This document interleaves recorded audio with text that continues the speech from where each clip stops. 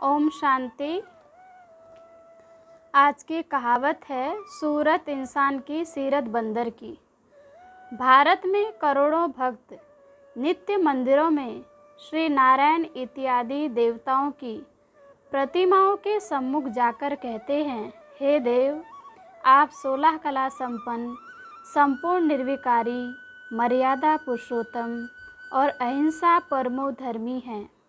मैं मूर्ख, खलखामी और नीच हूँ। मुझ में कोई गुण नहीं भगवान, मैं तो पतित और पापी हूँ।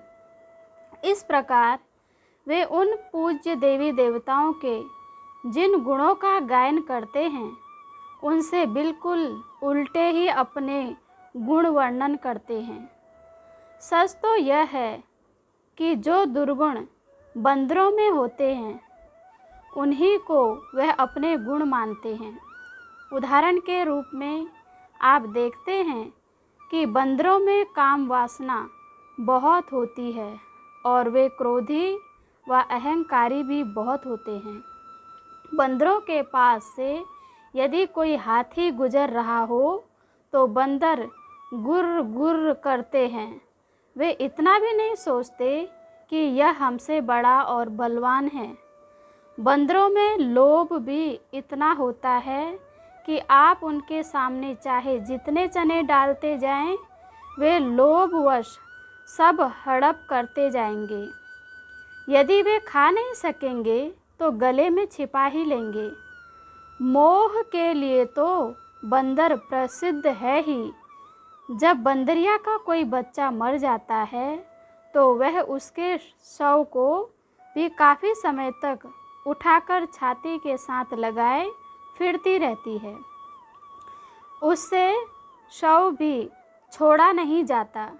स्पष्ट है कि बंदर पूर्ण विकारी पशु है। अतः यदि इस दृष्टिकोण से देखा जाए तो आज मनुष्य की सीरत अर्थात शक्ल भले ही इंसान की है, परंतु सीरत अर्थात चरित्र बंदर की तरह है। यह कैसी अजीब बात है कि भारतवासी जिन देवताओं के वंशज हैं, उन देवताओं को तो वे संपूर्ण निर्विकारी और स्वयं को पूर्ण विकारी मानते हैं।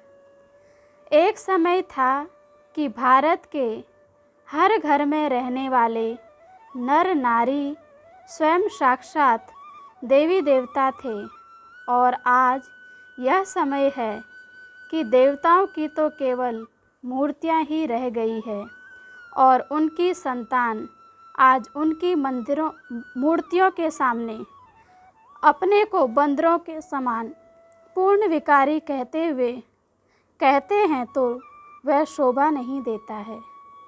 ओम शांति। ओम शांति।